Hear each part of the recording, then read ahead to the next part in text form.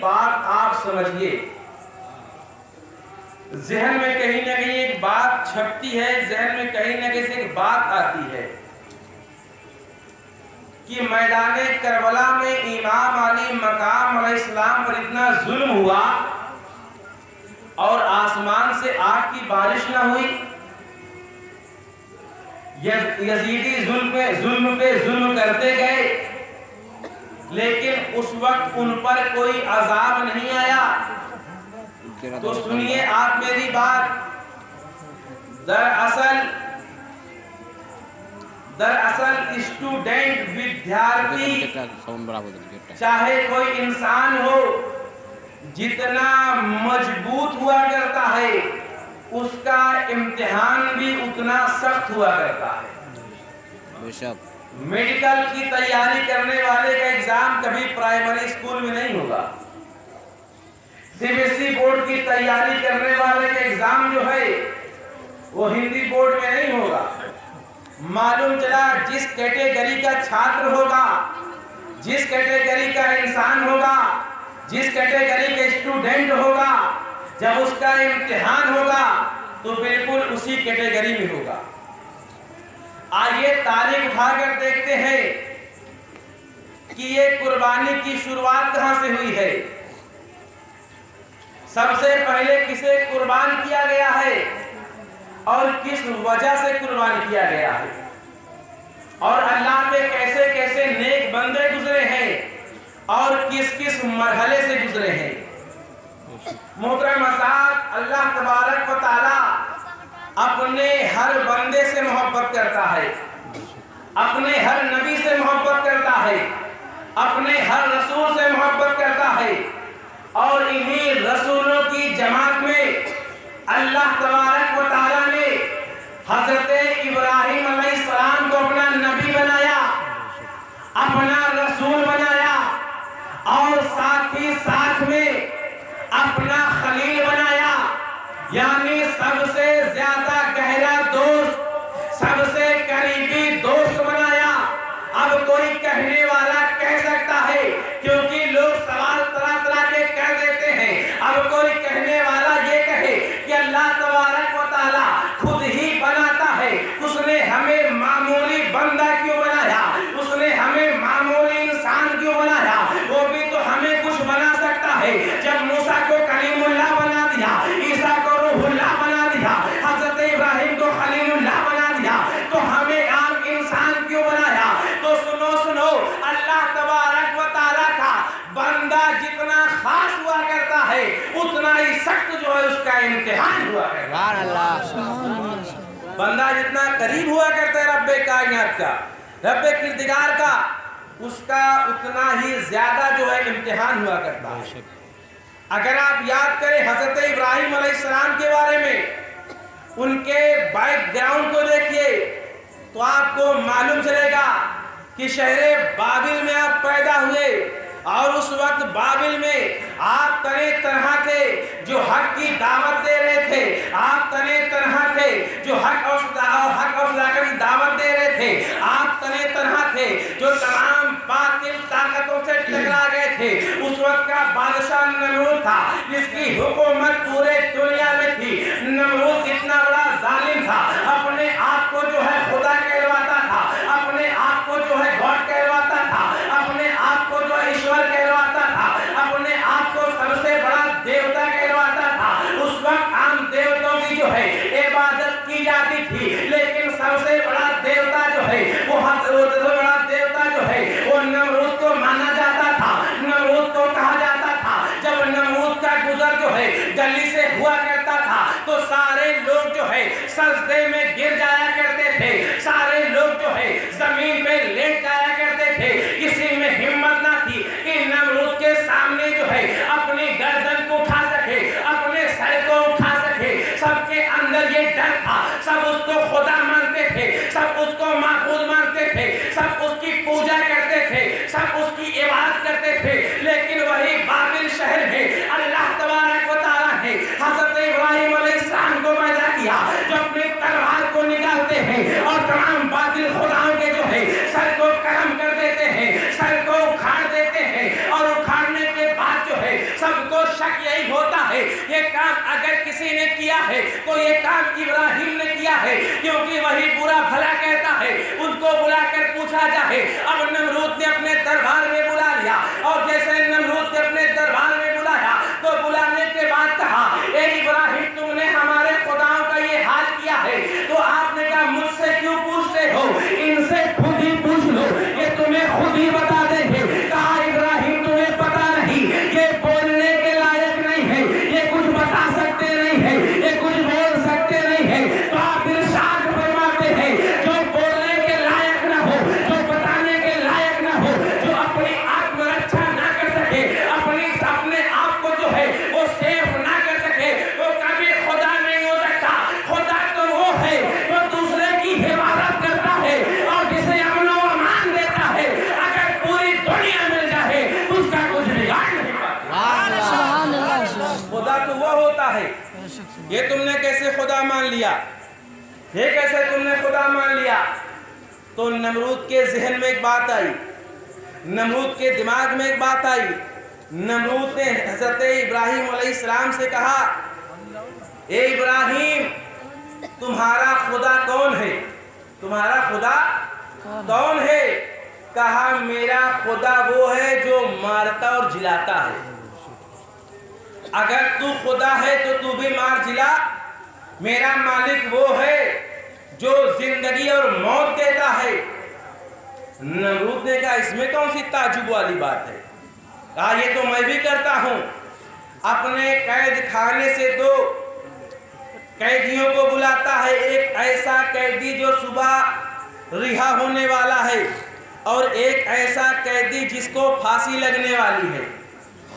कहा देखो ये सुबह रिहा होने वाला है और इसे फांसी होने वाली है, जिसे फांसी होने वाली है मैं उसे आजाद कर दूंगा, और जिसको रिहाई मिलने वाली है उसे फांसी पे लटका दूंगा।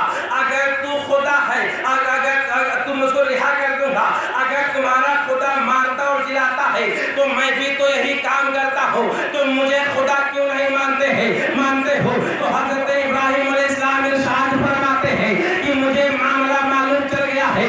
खुदा जब दीन लेता है कपड़े छीन लेता है। मेरा खुदा वो है जो डूबे हुए सूरज को पूरब से निकालता है और पश्चिम में डुबोता है। अगर तू खुदा है तो डूबे हुए सूरज को पश्चिम से निकाल दे। नमरूद को ना निकाल सका, अगर निकाल देता तो खुदा माना जाता, अगर निकाल देता तो माबूद माना जाता, अगर निकाल देता तो मालिक माना जाता। क्योंकि इब्राहिम अलैहिस्सलाम ने ये शर्त रख दिया है, अगर सूरज को निकाल दोगे तो मैं तुम्हें खुदा मानूंगा। मालूम चला मोहतरम साहब, नमरूद तो ना निकाल सका, अगर नमरूद निकाल लेता तो इब्राहिम की दलील से खुदा माना जाता। उसकी इतनी हिम्मत ना हुई कि सूरज को निकाल सके, लेकिन मौला अली के लिए मेरे नबी है डूबे हुए सूरज को निकाला है, डूबे हुए सूरज को पलटाया है। तो उस वक्त जो है नमरूद की आ गई ये शर्त थी, अगर सूरज को निकाल दोगे तो तुम्हें खुदा मान लूंगा। नमरूद तो ना निकाल सका, लेकिन यहाँ मेरे नबी है सरकार मौला अली के लिए डूबे हुए सूरज को निकाला है। तब कोई इब्राहिम की दलील पे सरकार को खुदा न कहते, इसलिए मेरे नबी ने फरमा दिया है कुल इन्नमा अना बशरुम मिस्लुकुम, ऐ लोगों मैं भी तुम्हारे मिस्ल बशर हूँ, मैं भी तुम्हारी तरह बशर हूँ।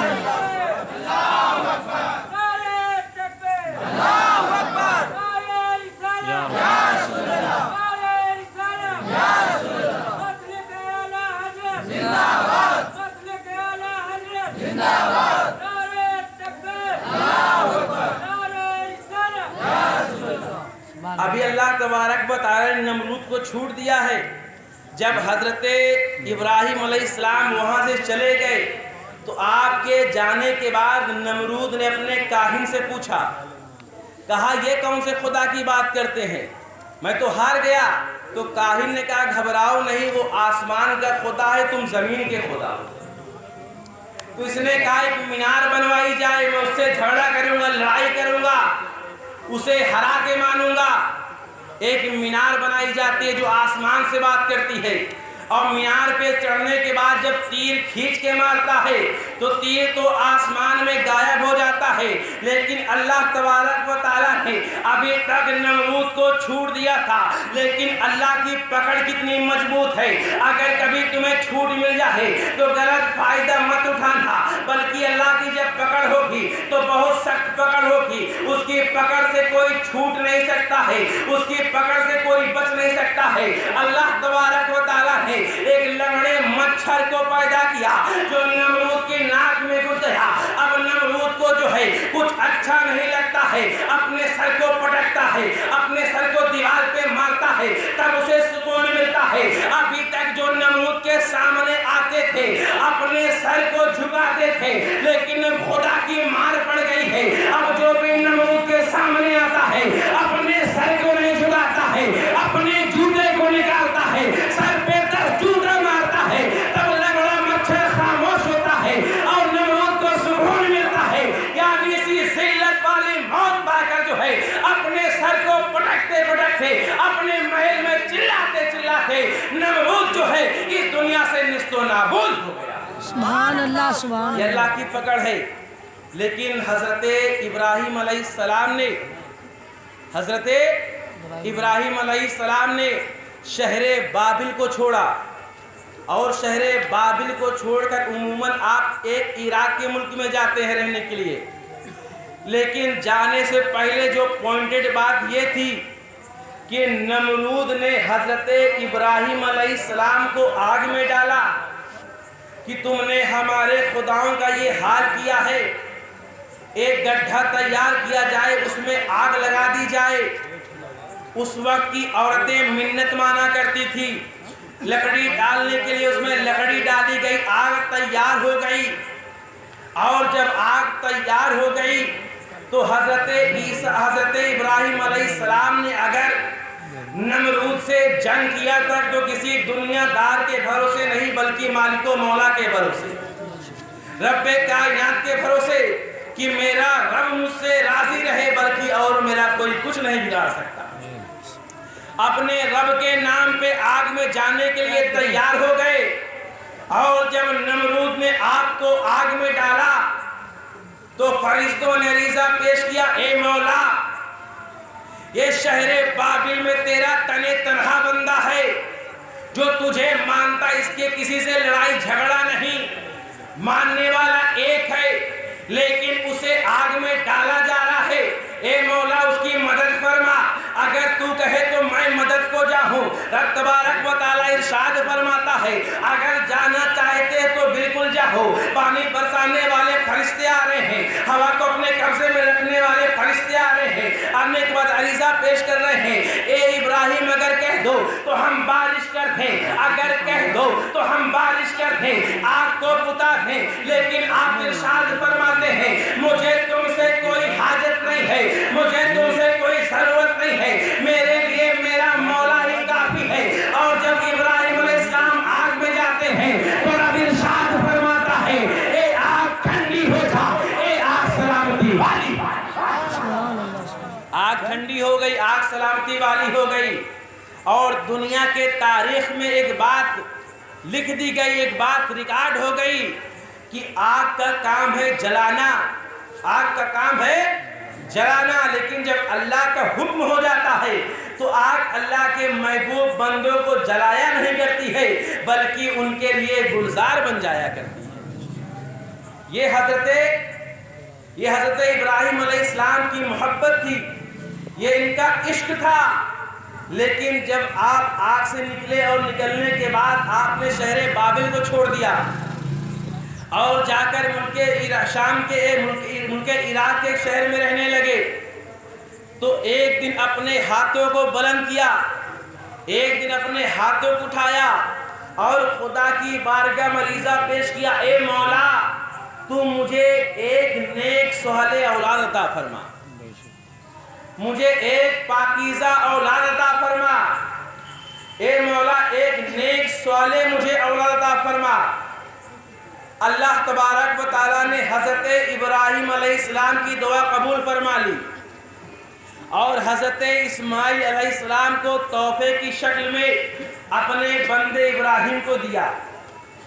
ابراہیم علیہ السلام بڑی محبت کرتے تھے، بڑی چاہت کرتے تھے، بڑی الفت رکھتے تھے، اپنے آپ سے کبھی جدا نہ رکھتے، ہمیشہ اپنے پاس رکھتے تھے۔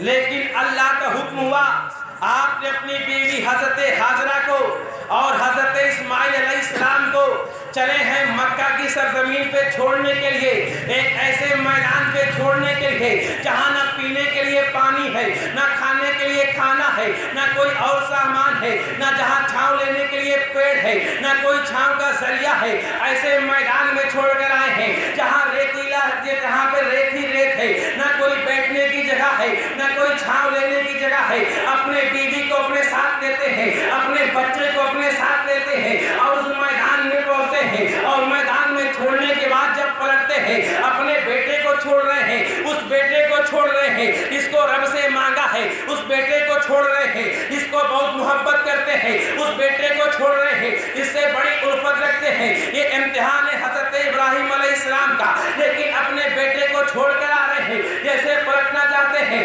حضرت ہاجرہ پوچھتی ہے تم مجھے چھوڑ کر کہاں جا رہے ہو؟ ایسے میدان میں چھوڑ کر جا رہے ہو، نہ تو کچھ کھانے کا سامان ہے، نہ تو کچھ پینے کا سامان ہے، نہ چھاؤں لینے کوئی ذریعہ ہے، تم مجھے ایسے میدان میں چھوڑ کر کیوں جا رہے ہو؟ آپ کوئی جواب نہیں دیتے ہیں، لیکن جب حاجرہ 3 مرتبہ سوال کرتی ہے اور کوئی جواب نہیں ملتا ہے تو اپنے سوال کو بدل دیتی ہے اور کہتی ہے کیا یہ رب کے حکم سے ہے؟ تو آپ ارشاد فرماتے ہیں ہاں یہ رب کے حکم سے ہے۔ تو حضرت حاجرہ عرض کرتی ہے جب یہ رب کے حکم سے ہے تو مجھے کوئی پریشانی نہیں، میرے لیے وہ مالک و مولا کافی ہے، میرے لیے وہ مالک و مولا کافی ہے۔ اپنے بیوی اور بچے کو چھوڑنے کے بعد ایک پہاڑ کے آڑ میں آتے ہیں تو ہاتھ کو بلند کر کے خدا کی بارگاہ میں دعا کرتے ہیں، اے مولا میں نے اسے میدان میں اپنی اولاد اور اپنی بیوی کو چھوڑا ہے، نہ کھانے کے لیے کھانا ہے، نہ پینے کے لیے پانی ہے، میں نے تھوڑا کھانے کا سامان دے دیا ہے، تھوڑا پینے کا سامان دے دیا ہے، اے مولا ان کی حفاظت فرما، ان کی حفاظت فرما۔ جب تک کھانے کا سامان تھا، جب تک پینے کا سامان تھا، کھایا اور پیا، لیکن جب پانی ختم ہو گیا، کھانے کا سامان ختم ہو گیا، حضرت حاجرہ کا دودھ بھی خشک ہو گیا، اب دودھ نہیں بچوں کیا پلائیں، تو محترمہ ذات پانی کی تلاش میں جو ہے صفا اور مروہ کا 7 چکر لگاتی ہے۔ کبھی صفا پہاڑ پہ دوڑتی ہے تو دل میں خیال بیٹے کا آتا ہے، کوئی جانور درندہ چیر پھاڑ نہ دے، بیٹے کے پاس دوڑ کر آتی ہے، پھر مروہ پہ جاتی ہے، پھر صفا پہ جاتی ہے، پھر مروہ پہ جاتی ہے، یعنی 7 مرتبہ چکر لگاتی ہے۔ تو آپ مجھے بتائیے یہ چکر کیوں لگاتی ہے؟ یہ پانی کی تلاش میں لگاتی ہے کہ کہیں پانی مل جائے، لیکن یہ ادا جو ہے، یہ ادا جو ہے رب کائنات کو اتنی زیادہ پسند آئی کہ رب کائنات نے تمام حاجیوں کے اوپر جو ہے اس کو تمام حاجیوں کے اوپر جو ہے اس کو فرض قرار دے دیا ہے، جب تک صفا مروہ کا چکر نہ لگاؤ گے تمہارا حج مکمل نہ ہوگا۔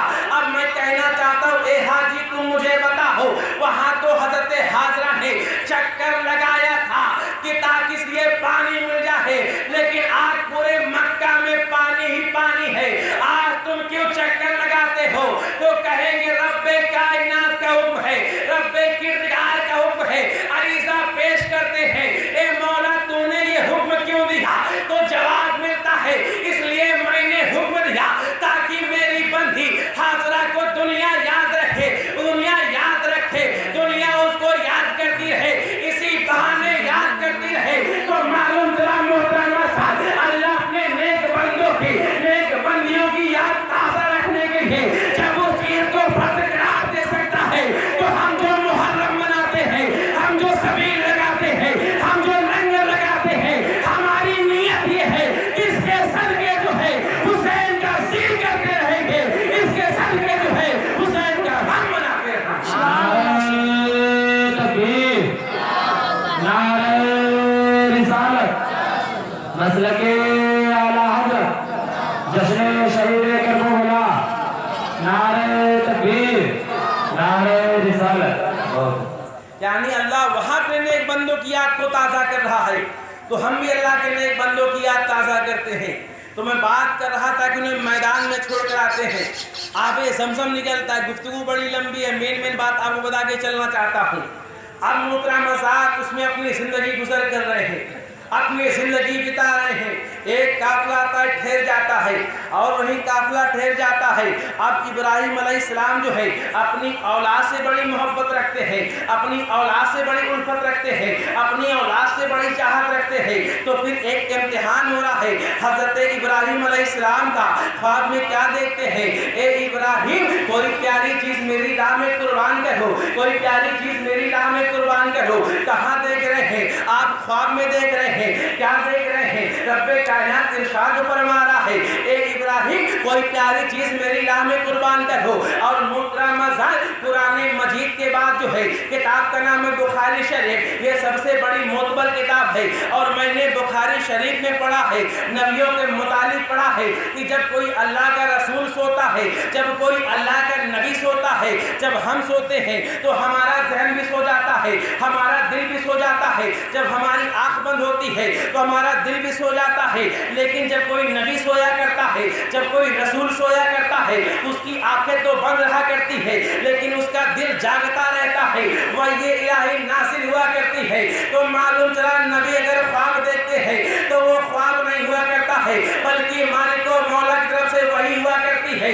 اب آپ کو خواب میں کیا دیکھتے ہیں کہ میں اپنی کوئی پیاری چیز جو ہے خدا کی راہ پہ قربان کروں، آپ اٹھ کو قربان کرتے ہیں، پھر دوسرے دن زیادہ قربان کرتے ہیں، لیکن پھر وہی خواب آتا ہے، اے ابراہیم کوئی پیاری چیز جو ہے میری راہ میں قربان کروں، کوئی پیاری چیز جو ہے میری راہ میں قربان کروں۔ تو آپ چھوڑنے پہ مجبور ہو جاتے ہیں کہ سب سے پیاری چیز جو ہے وہ میرے لیے میری اولاد ہے، سب سے پیارا چیز جو ہے وہ میرے لیے میرا بیٹا ہے۔ شاید اللہ تبارک و تعالیٰ جو ہے میرے بیٹے قربانی کو مانگ رہا ہے، دل میں ارادہ کر لیتے ہیں، دل میں ٹھان لیتے ہیں اپنے بیٹے کو قربان کرنا ہے، اپنے بیٹے کو ذبح کرنا ہے۔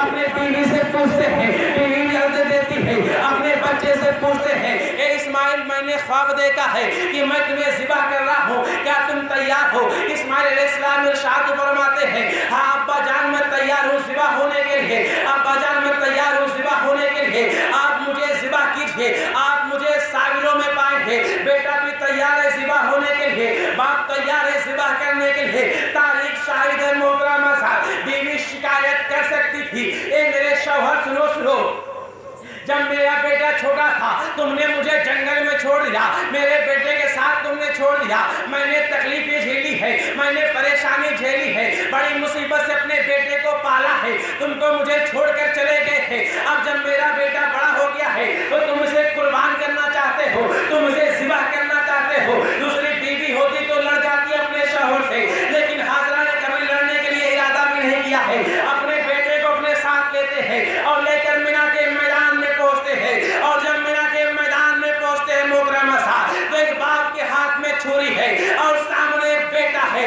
زمین بھی رو رہی، آسمان بھی رو رہا ہے، چرند و پرند بھی رو رہا ہے۔ آپ کس میں اتنی ہمت ہے تو اس معاملے کو دیکھ سکے؟ ایک بیٹا اپنے اولاد کو ذبح کر رہا ہے، ایک باپ جو اپنے اولاد کو قربان کر رہا ہے، ایک باپ اپنے ہاتھ سے جو ہے اپنے بیٹے کے سر کو جو ہے گردن سے جدا کر رہا ہے۔ یہ معاملہ کون دیکھ سکے گا؟ آخر بیٹے قربان کر رہے ہیں تو کس وجہ سے کر رہے ہیں؟ اپنے رب کو راضی کرنے کے لیے۔ ایسی محبت کسی نے نہیں دیکھا ہے۔ اگر مالک و مولا نے ابراہیم علیہ السلام کو اپنا خلیل بنایا ہے، اپنا گہرا دوست بنایا ہے، تو ابراہیم علیہ السلام کے امتحان کو دیکھ لیجئے، اپنے اولاد کو قربان کرنے کے لیے تیار ہے، اپنے بیٹے سے تم تیار ہو قربان ہونے کے لیے۔ بیٹے کا معاملہ دیکھو، بیٹا رضا پیش کرتا ہے، اے ابا جان اپنے ہاتھ میں پٹی باندھو، کہیں تم کو ترس نہ جائے، میرے ہاتھوں کو باندھو، کہیں میں ادھر ادھر نہ کروں، اے ابا جان اس کے بعد مجھے ذبح کر دے گا۔ اب باپ تیار ہے ذبح کرنے کے لیے، بیٹا تیار ہے ذبح ہونے کے لیے۔ اور قرآن میں اللہ تبارک و تعالیٰ اس کا معاملہ یوں بیان کرتا ہے کہ جب حضرت ابراہیم علیہ السلام نے اپنے بیٹے کو منہ کے بل لٹا دیا ذبح کرنے کے لیے، پیشانی کے بل لٹا دیا ذبح کرنے کے لیے اور قربان کرنا چاہا، تو محترم حضرات اللہ تبارک و تعالیٰ نے، رب کائنات نے، رب کردگار نے جنت سے دمبا بھیج دیا، دمبا ذبح ہو گیا۔ اسماعیل علیہ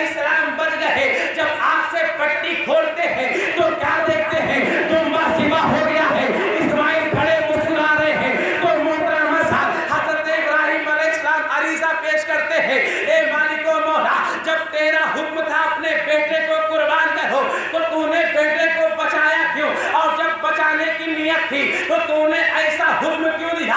तो कुर्बान जो मुसलमान हो, रब्बे कायनात इरशाद फरमाता है, रब्बे किरदार इरशाद फरमाता है, ए मेरे बंदे इब्राहिम, तुम अपने खलीली पर भी खरे उतरे हो, अपने बंदे होने पर भी खरे उतरे हो, अपने मोहब्बत में तुम मुकम्मल उतरे हो, तुमने अपने ख्वाब को पूरा किया है, तुमने अपने वादे को पूरा किया है, तुमने अपने मोहब्बत को पूरा किया है। मैंने हुक्म इसलिए दिया है कि एक नबी बाप के जरिए जो है, एक नबी बेटे के जरिए जो है कुर्बानी की शुरुआत हो जाए।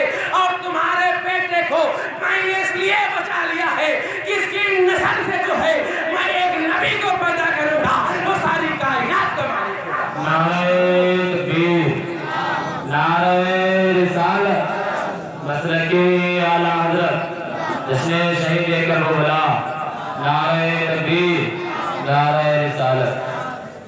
तुम्हारे बेटे को मैंने इसलिए बचा, तुम्हारे बेटे को कत्ल करने का यानी कुर्बान करने का हुक्म मैंने इसलिए दिया ताकि एक नबी बाप के हाथ से एक नबी बेटे के हाथ से कुर्बानी की शुरुआत हो जाए।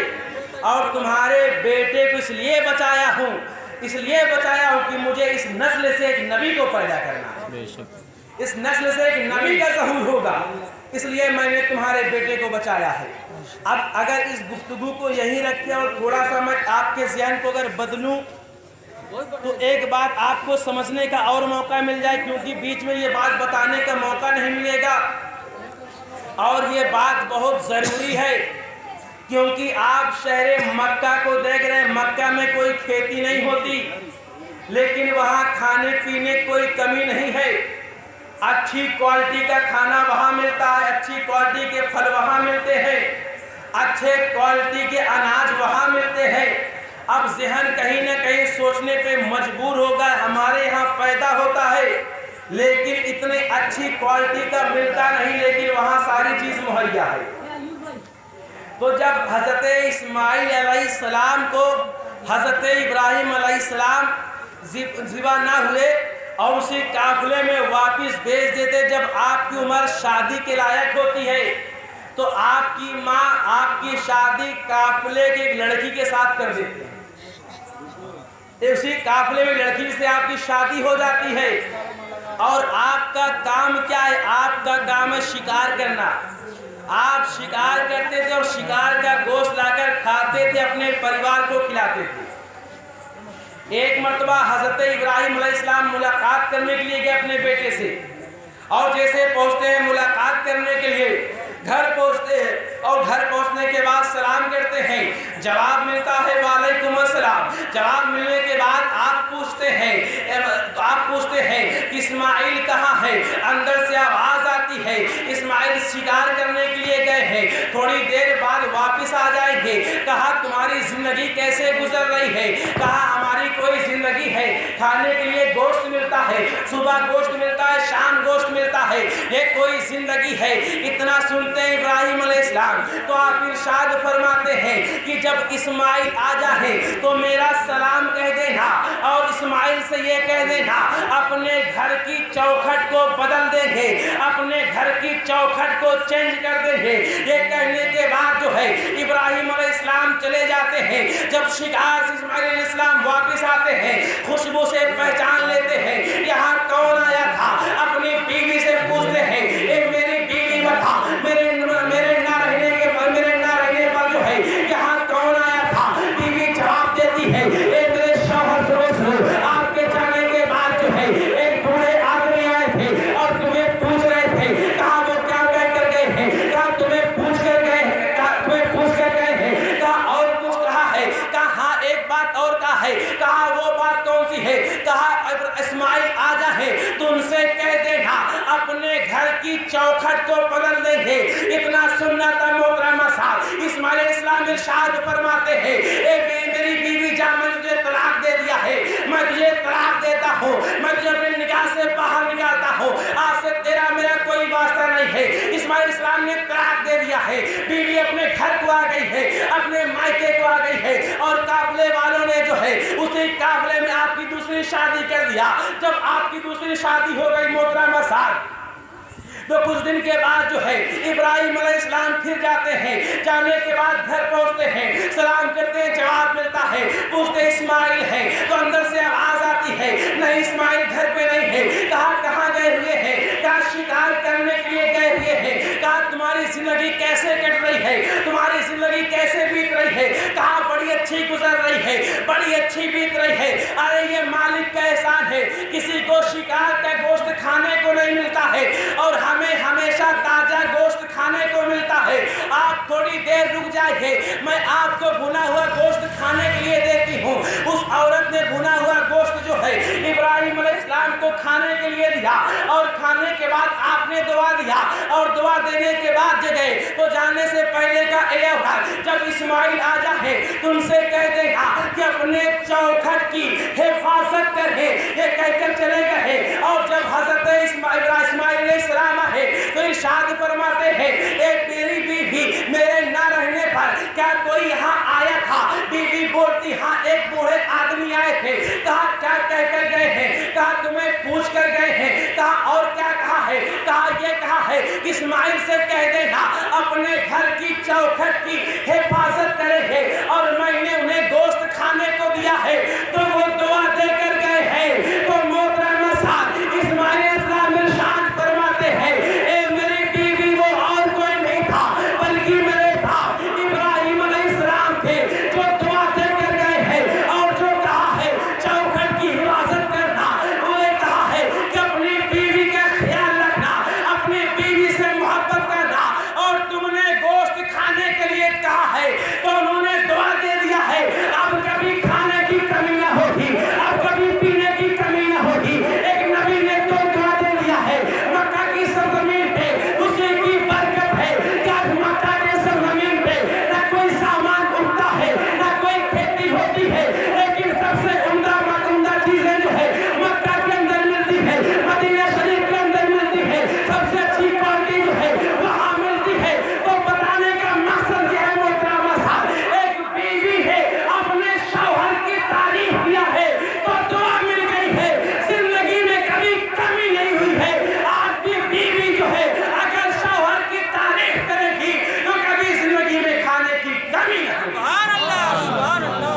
नारे तकबीर, नारे रिसालत, जश्न शुहदाए करबला, नारे तकबीर, नारे रिसालत। यानी खास कर ये बात मेरी माँ बहनें सुने और अपने जहन में बसाएं। हदीस की रोशनी में बता रहा हूँ, इससे आप फायदा भी हासिल कर सकती हैं। जब पहली बार इब्राहिम अलैहिस्सलाम आए और आने के बाद बीवी ने शिकायत किया शौहर की कि क्या जिंदगी गुजरती डेली वही गोश्त खाने को मिलता है, तो आपने इरशाद फरमाया इस्माइल से कह देना अपने घर के चौखट को बदल दें। इसका मतलब कि अपने बीवी को तलाक दे दें। और जब दूसरी मर्तबा दूसरी बीवी ने खुशी का इजहार किया, अपने शौहर की तारीफ किया, तो हज़रत इब्राहिम अलैहिस्सलाम ने दुआ दे दिया।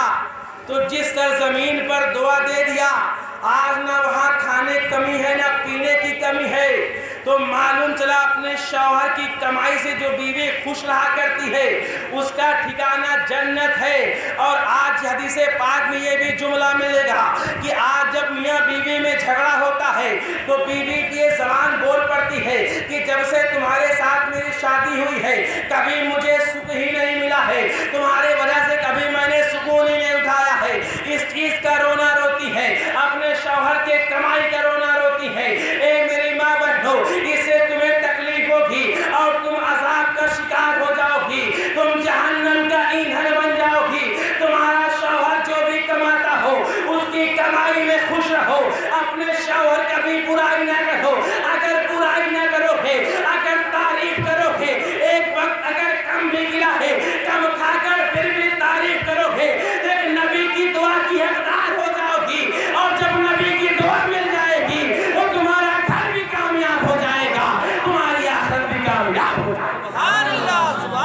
तो हमें यह हदीस पाक से ज़हन मिलता है, हमें यह हदीस पाक से दर्स मिलता है। हमें इस जुमले को याद रखना होगा, हमें इस बात से तौबा करना होगा, हमें इस जुमले को अपने मुंह से नहीं बोलना होगा। تو معلوم چلا رب تبارک و تعالیٰ نے ارشاد فرمایا، حکم اس لیے دیا کہ ایک نبی کے ہاتھ سے قربانی کی شروعات کروانا ہے، اور بچایا اس لیے کہ اس کے جو ہے نسل سے ایک نبی کو پیدا کرنا ہے۔ کہا اے مالک و مولا، اے رب کائنات، اے رب کردگار، اگر میں نے اپنے اولاد کو قربان کیا ہے تو تجھے راضی کرنے کے لیے قربان کیا۔ تو رب ارشاد فرماتا ہے اے ابراہیم تمہاری قربانی قبول ہو گئی، ہم نے اسے ایک عظیم فدیہ میں بدل دیا، ایک عظیم فدیہ میں بدل دیا، ذبح اعظم میں بدل دیا، ذبح اعظم میں بدل دیا۔ ہم نے اس کا فدیہ جو ہے بعد میں لیں گے، کیونکہ جو دمبا ذبح ہوا تھا، جو دمبا قربان ہوا تھا، وہ ابراہیم علیہ السلام کا نہیں تھا۔ جو فدیہ آپ دیتے ہیں تو اپنے بدلے دیتے ہیں۔ اگر آپ سے ایک روزہ چھوٹ گیا تو آپ 60 روزے کفارہ کریں گے یا 60 مسکین کو کھانا کھلائیں گے، تب آپ کے روزے کفارہ ہوگا۔ اگر آپ سے کسی چیز کے بدلے فدیہ لیا جاتا ہے تو جو فدیہ قیمت ہو وہ آپ کی ہونی چاہیے۔ تو بیٹے کے گھر پہ ایک دمبا ذبح ہوا، دمبا ابراہیم علیہ السلام کا نہیں تھا، بلکہ دمبا جو ہے جنت سے آیا تھا۔ تو معلوم چلا وہ قربانی باقی رہ گئی تھی، وہ عظیم قربانی باقی رہ گئی تھی۔ تو رب ارشاد فرماتا اے ابراہیم، میں تمہاری قربانی سے خوش ہو گیا، میں تم سے راضی ہو گیا، تم نے اپنے خواب کو بھی پورا کیا ہے اور تم نے میرے حکم کو بھی پورا کیا۔ تم نے دونوں چیز پوری کیا ہے۔ مجھ سے مانگو، کیا مانگتے ہو؟ کیا چاہیے تمہیں؟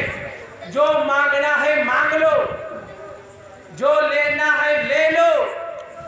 تو محترم ذات حضرت ابراہیم علیہ السلام عریضہ پیش کرتے ہیں، اے مولا اگر تو مجھ سے راضی ہو گیا ہے تو میری نسل کو امامت عطا فرما دے، میری نسل کو امامت عطا فرما دے۔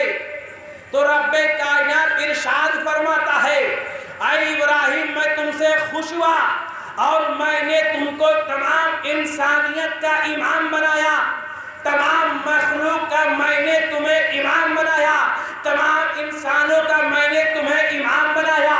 تو حضرت ابراہیم علیہ السلام نے کہا اے مولا صرف مجھے بنایا یا میری نسل کو بھی بنایا، مجھے بنایا یا میری نسل کے سب کو بنایا؟ تو رب ارشاد فرماتا ہے اے ابراہیم تمہیں بھی بنایا ہے اور تمہاری نسل میں اس کو بنایا ہے، وہ تمہارے نقش قدم پر چلے گا، وہ تمہارے بتائے راستے پر چلے گا۔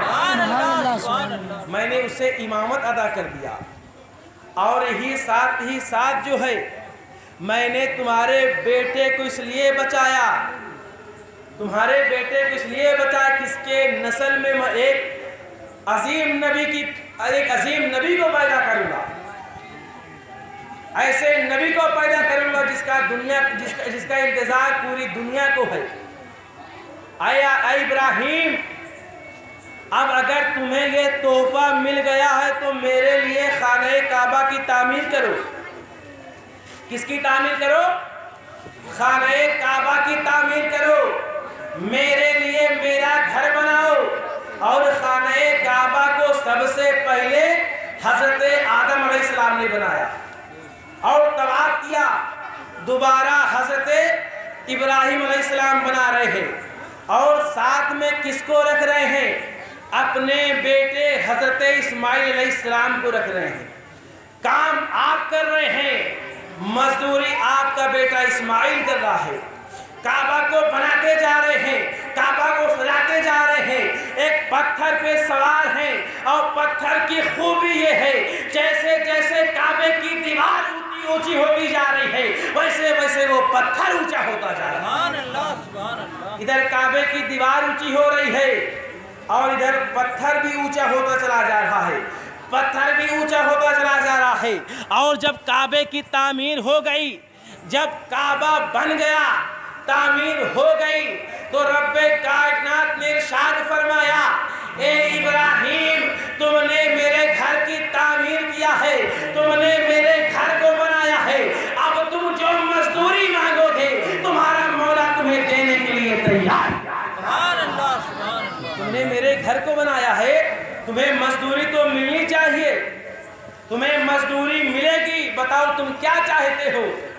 तो इब्राहिम अलैहिस्सलाम ने अरीज़ा पेश किया, ए मौला अगर तू मजदूरी देना चाहता है, अगर तू मजदूरी देना चाहता है तो मजदूरी इस शक्ल में दे।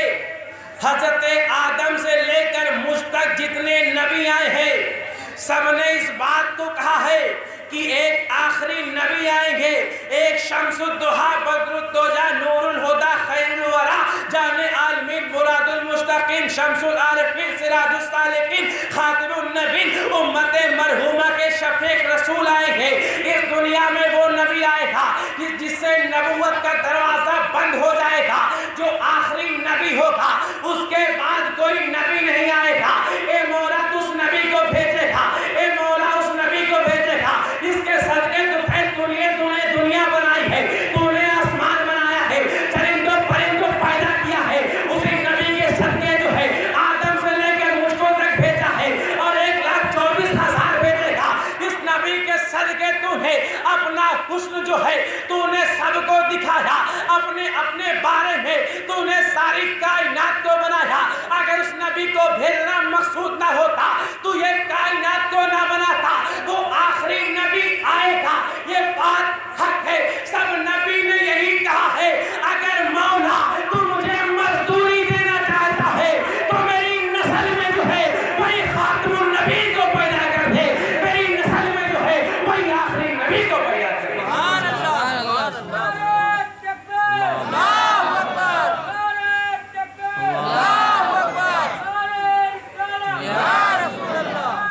अगर तू मुझे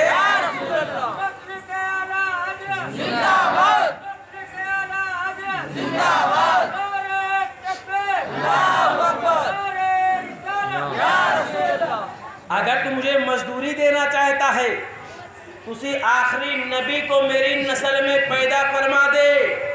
तो मालूम चला हजरत इस्माइल अलैहिस्सलाम की नस्ल से आखिरी नबी पैदा हो रहे हैं। और अगर हजरत इस्माइल अलैहिस्सलाम मिना के मैदान में कुर्बान हो जाते तो फिर आखिरी नबी का ज़हूर कैसे होता, आखिरी नबी दुनिया में कैसे आते जिनके लिए दुनिया बनाई गई है, जिनके लिए कायनात बनाई, वो आखिरी नबी कैसे दुनिया में आता।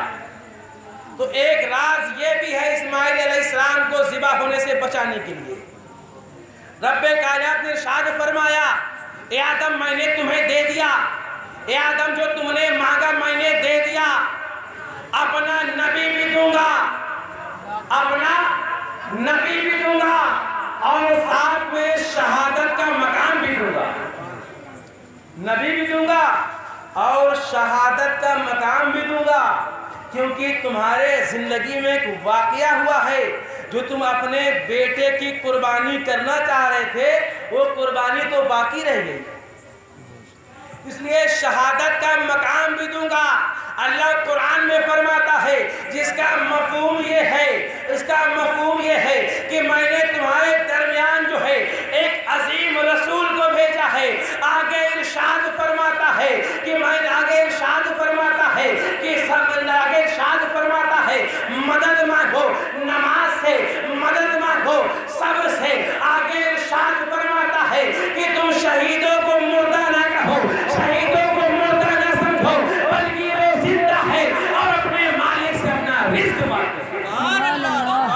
मैं ये चीज़ भी पैदा करूँगा, मैं ये चीज़ भी तुम्हें अता करूँगा। तो इब्राहिम अलैहिस्सलाम ने रिज़ा पेश किया, ए मौला मेरी नस्ल में उम्मत मुसलमा को पैदा फरमा दे, मेरी नस्ल में इमामत को पैदा फरमा दे। रब्बे कायनात इरशाद फरमाता है, ठीक है मैंने अता कर दिया, ठीक है मैंने दे दिया, लेकिन सब कुछ देने के बाद वो कुर्बानी तो बाकी रह गई, वो कुर्बानी तो हुई नहीं।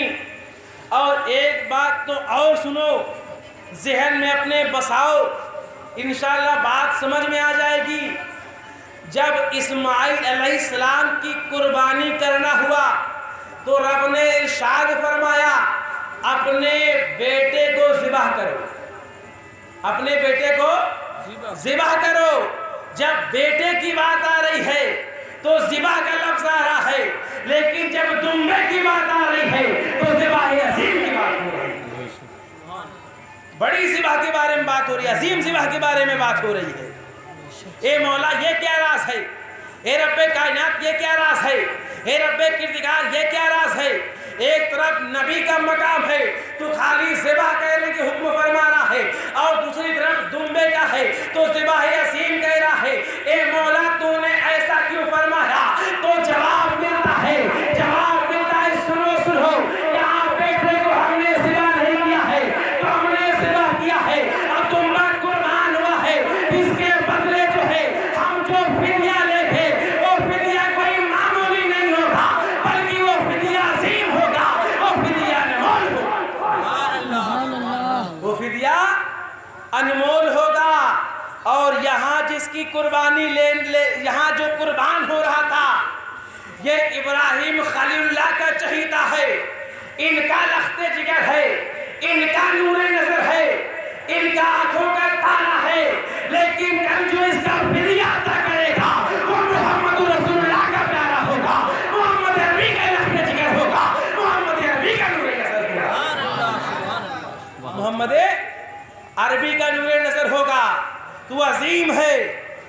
اور یہاں جو ہے ابراہیم کا لخت جگر ہے۔ ایک بات اپنے ذہن میں اور بساتے چلیے، ایک گوشہ اور اپنے ذہن میں محفوظ کر لیجئے۔ جب خانہ کعبہ کی تعمیر ہو رہی تھی، پتھر اوپر جا رہا تھا، جیسے جیسے دیوار اونچی ہوتی جا رہی تھی، تو جب رب نے کہا مانگو کیا مانگتے ہو مزدوری میں، تو جب آدم علیہ السلام نے رسول کی بعثت کو مانگا، رسول کی پیدائش کو مانگا، آخری نبی کو اپنی دعا میں مانگا، تو رب کائنات نے قبول فرما لیا، اور قبول فرمانے کے بعد جو ہے پتھر کو حکم دیا، اے پتھر سن لے، یہ وہ مقام ہے، یہ وہ ٹائم ہے جس کو اپنے سینے میں بسا لے۔ آج ابراہیم جو ہے میرے محبوب کو مانگ رہا ہے، میرے حبیب کو مانگ رہا ہے، اے پتھر موم ہوتا، پتھر موم ہو جاتا ہے، اور ابراہیم علیہ السلام کے پیروں کو جو ہے اپنے دل میں اس کا نقش اتار لیتا ہے۔ سبحان اللہ، سبحان اللہ۔ جس وقت ابراہیم علیہ السلام دعا میں نبی کو مانگ رہے ہیں تو پتھر اس ٹائم کو اپنے دل میں نقش کر لیتا ہے، اپنے دل میں نقش اتار لیتا ہے پیروں کا، اور اتارنے کے بعد محترم حضرات سینے میں اتار لیا۔ حضرت ابراہیم علیہ السلام کے تو کئی پیروں کے نشان ہوں گے، کئی جگہ پیر کے نشان بنے ہوں گے، اس سے ملائم ملائم جگہوں پر پیر رکھا ہوگا تو نشان بنے ہوں گے، لیکن سب پیر کے نشان مٹ گئے۔ یہ نشان کیوں نہیں مٹا؟ آج تقریباً 4000 سال سے بھی زیادہ ہو گیا، یہ پیر کا نشان ابھی باقی کیوں ہے؟ تو محترم حضرات گویا کہ رب کائنات نے اس پیر کے نشان کو اس لیے باقی رکھا ہے کہ دنیا والوں دیکھ لو، جس ٹائم میرے خلیل ابراہیم نے اپنی دعا کے میرے نبی کو مانگا، میرے نبی کے صدقے جو ہے پیروں کے نشان بن رہے، جب آج تک ابراہیم نے دعا مانگی اور نبی مل گئے،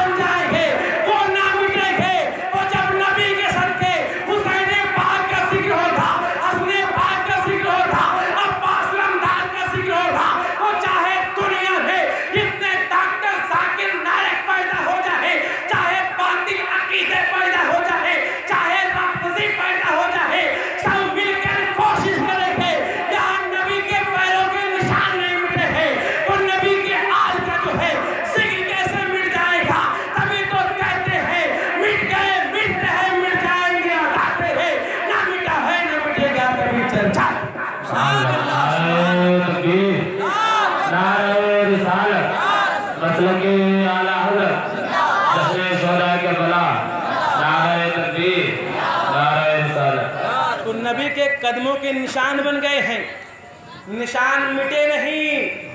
اور جب نبی اس دنیا میں تشریف لائے، نبی اس دنیا میں تشریف لائے تو تشریف لانے کے بعد جو ہے، تشریف لانے کے بعد جو ہے رب ارشاد فرماتا ہے، اے محبوب یہ وہ جگہ ہے جہاں آدم کھڑے ہو کر اپنی دعا میں تم کو مانگا ہے۔ اے میرے محبوب تم دنیا میں گئے ہو تو پتھروں کا ناش کرنے کے لیے گئے ہو، تم دنیا میں گئے ہو تو پتھر کو توڑنے کے لیے گئے ہو، تم دنیا میں گئے ہو تو کعبہ کو پتھروں سے پاک کرنے کے لیے گئے ہو۔ میں نے تمہیں اس لیے پیدا کیا ہے تم کعبے کو پتھر سے پاک کر دو۔ میرے نبی نے کعبے کو پتھر سے پاک کر دیا۔ پھر آگے رب ارشاد فرماتا ہے، اے میرے محبوب یہ وہی پتھر ہے جس پر ابراہیم کھڑے ہو کر دعا کیے ہیں، اب اس پتھر کو کعبے میں نصب فرما دو، کعبے میں لگا دو۔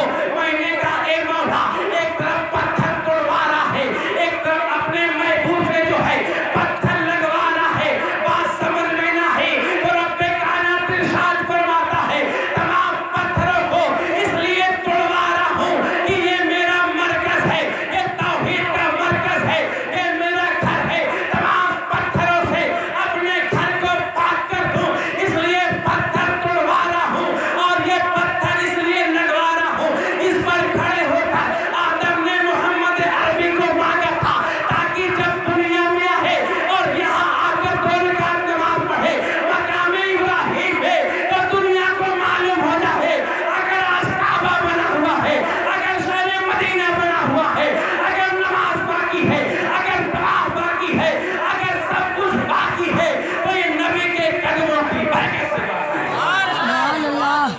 آج بھی جو حاجی جاتا ہے مقام ابراہیم پہ 2 رکعت نماز پڑھتا ہے، تو ذرا مجھے بتاؤ خدا اتنی محبت کرتا ہے مالک و مولا سے کہ حضرت آدم علیہ السلام اس پتھر پہ کھڑے ہو کر دعا مانگ رہے ہیں، اللہ اس وقت کو متعین کر دیتا ہے، نشان مٹنے نہیں دیتا ہے کہ جب جب لوگ نشان دیکھیں گے تب تب جو ہے اس چیز کی یاد لوگوں کو آتی رہے گی کہ یہ دنیا بنی ہے تو نبی کے صدقے میں بنی ہے، یہ دنیا بنی ہے تو نبی کے صدقے میں بنی ہے، تو نبی کے قدموں کے نشان ہیں۔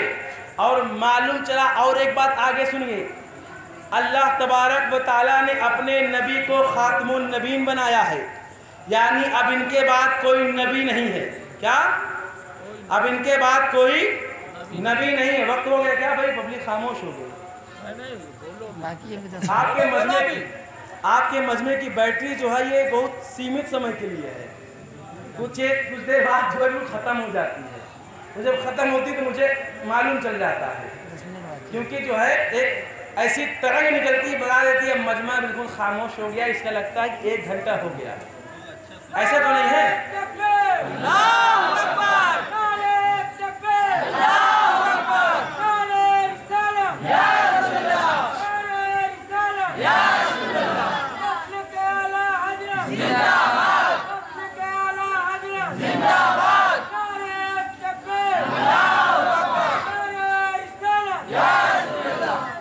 ماشاءاللہ میرے بھائی نے مجھے بتا دیا کہ آپ پریشان مت ہوئیے، آپ پریشان مت ہوئیے، بجلی چلی گئی اس کا مطلب یہ مت سوچئے کہ اب موبائل کی بیٹری چارج نہیں ہوگی، اب تو زمانہ سور ارجا کا چل گیا ہے، اس سے تو بیٹری چارج ہی ہو جائے گی۔ تو معلوم چلا ایک دنیاوی بیٹری کو چارج کرنے کے لیے سور ارجا کی ضرورت پڑتی ہے، یعنی سورج کی طرح کی ضرورت پڑتی ہے، تو بیٹری میں وہی طاقت آ جائے گی اور نیند کو بھگانے کے لیے، دل میں عشق مصطفیٰ سجانے کے لیے، اپنی زندگی سنوارنے کے لیے، آخرت کو بنانے کے لیے ذکر رسول کی ضرورت پڑتی ہے، حسین پاک ذکر کی ضرورت پڑتی ہے۔ تو کچھ دیر اور سن لیجئے پھر صلوات و سلام پڑھ لیا جائے گا۔ اب معلوم چلا اے مولا، اے رب کائنات، اے رب کردگار، ایک چیز ذہن میں نہیں آئی، ایک چیز بات مائنڈ میں نہیں آئی، آخر تو نے ایک نبی کو قربان کرنے جا رہا تھا، تو نے ایک نبی کو قربان ہونے سے بچایا ہے، تو اس کے بدلے میں کسی نبی کی قربانی لے، اس کے بدلے میں کسی نبی کی قربانی لے، ایسی عظیم کی قربانی ہونی چاہیے۔ لیکن آئیے دیکھیے کہ رب تبارک و تعالیٰ ارشاد فرماتا ہے کہ رسولوں میں اب کے رسولوں میں جو مرد ہیں ان کا کوئی جوان بیٹا نہ ہوگا۔ کیا ہوگا؟ نبی کا کوئی جوان بیٹا نہ ہوگا۔ حضرت ابراہیم علیہ السلام کا انتقال جو ہے بچپن ہی میں ہو جاتا ہے۔ آپ کو بخوبی معلوم ہے اب نبی کا نوجوان بیٹا کیوں نہ ہوگا؟ اب نبی کا نوجوان بیٹا اس لیے نہ ہوگا کہ جب کوئی باپ نبی ہوا کرتا ہے اور اس کا بیٹا جوان ہو جایا کرتا ہے تو وہ بھی نبی ہوا کرتا ہے۔ جب کوئی نبی ہوا کرتا ہے، اگر اس کا بیٹا جوان ہو جائے، مرد جوان ہو جائے تو وہ بھی نبی ہوا کرتا ہے۔ کیونکہ حضرت ابراہیم علیہ السلام نبی تو حضرت اسماعیل علیہ السلام بھی نبی، ایسے نبیوں کے باپ بھی نبی، بیٹا بھی نبی، پوتا بھی نبی، ایسا بھی معاملہ گزرا ہے۔ پھر یہاں کیوں نہیں ہو سکتے؟ تو یہاں اس لیے نہیں ہو سکتے کیونکہ اللہ تبارک و تعالیٰ نے محمد عربی کو آخری نبی بنایا ہے۔ یہاں سے نبوت کا دروازہ بند ہو رہا ہے، اس لیے اب نبی کا کوئی جوان بیٹا نہ ہوگا۔ کیونکہ یہاں سے نبوت کا دروازہ بند ہو رہا ہے، اب نبوت کا دروازہ بند ہو رہا ہے تو بیٹا کیوں نہ ہو؟ تو سنو، اگر نبی کا کوئی نوجوان بیٹا ہوتا اور بیٹا ہونے کی بنیاد پر اگر وہ بھی نبی ہوتا تو ہمارے نبی آخری نبی کیسے ہوتے؟ ابراہیم نے تو دعا مانگی تھی میری نسل میں آخری نبی کو پیدا کر جس سے نبوت کا دروازہ بند ہو جائے۔ اب اگر نبی کے بعد کوئی نبی ہوتا تو ابراہیم کی دعا کیسی قبول ہوتی؟ معلوم چلا بیٹا نبی نہیں ہو سکتا، اور اگر بیٹا ہوتا اور نبی نہ ہوتا تو پچھلی امت کے لوگ تانا مارتے، تانا دیتے، دیکھو یہاں باپ بھی نبی ہے، بیٹا بھی نبی ہے، پوتا بھی نبی ہے، لیکن تمہارے کیسے نبی ہے کہ تمہارے نبی کے بعد جو بیٹا ہے وہ نبی نہیں ہے؟ تمہارے نبی کے بعد جو بیٹا ہے وہ نبی نہیں ہے، دنیا اس کا تانا مارتی۔ تو معلوم چلا یہ مسلط خدا بندی ہے، یہ مسلط خدا بندی ہے کہ نبی کو کوئی جوان بیٹا نہ ہوگا۔ تو اب اس کے لیے کس کا انتخاب کیا جائے؟ اب اس کے لیے کس کو چنا جائے؟ اب اس کے لیے کس کو چنا جائے؟ کس کا انتخاب کیا جائے؟ تو جہاں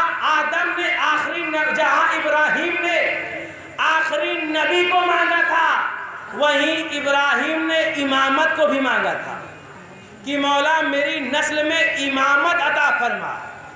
اب آخر نبی کے ظاہری انتقال کے بعد امامت ختم ہو گئی، اب نسل میں امامت کیسے پھیلے گی؟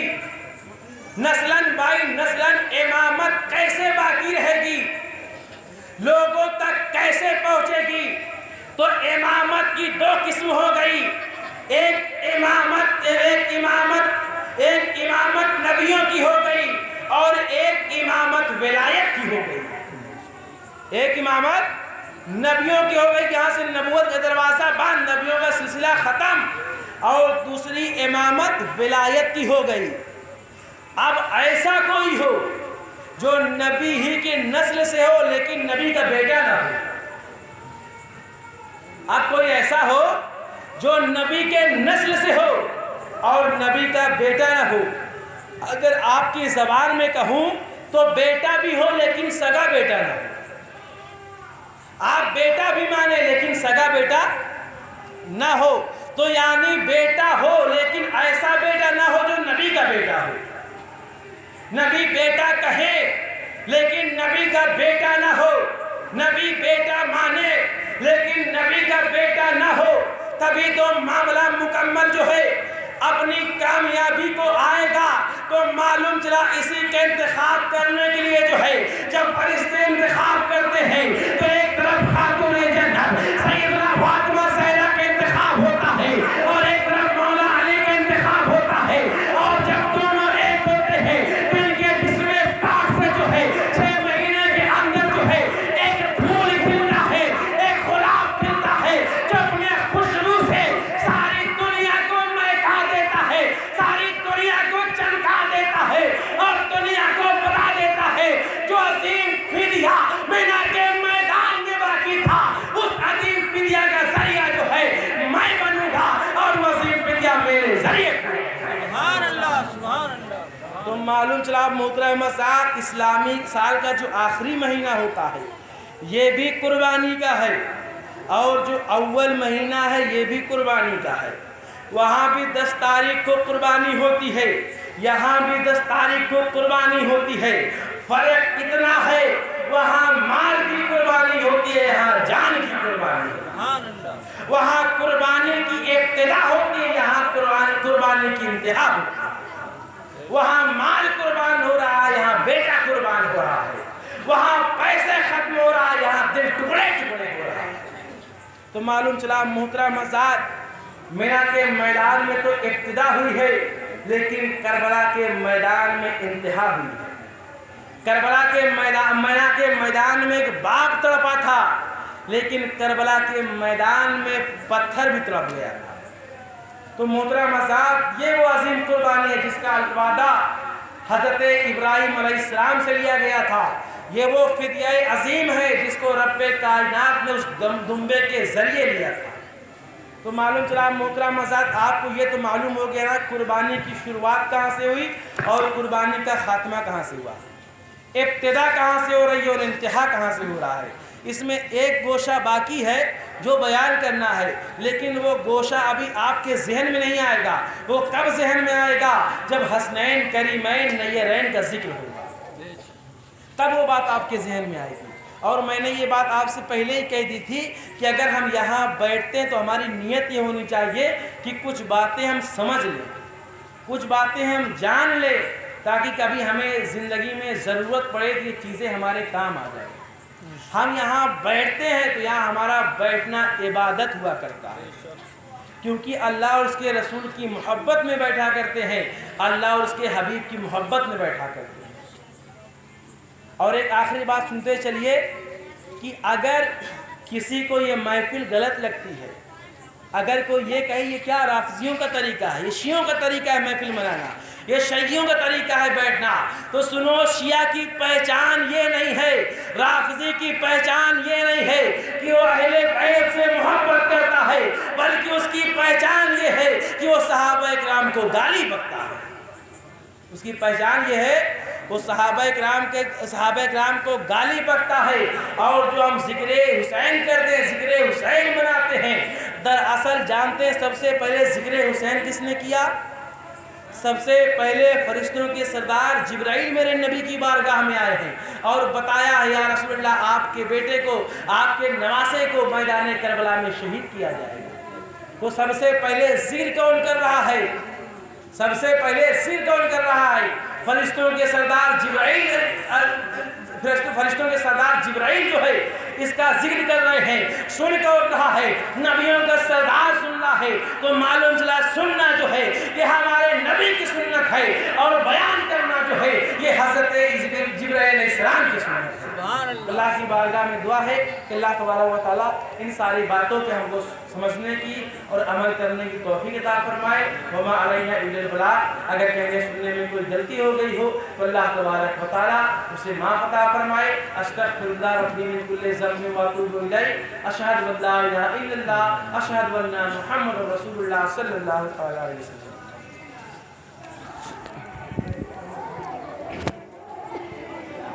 یا نبی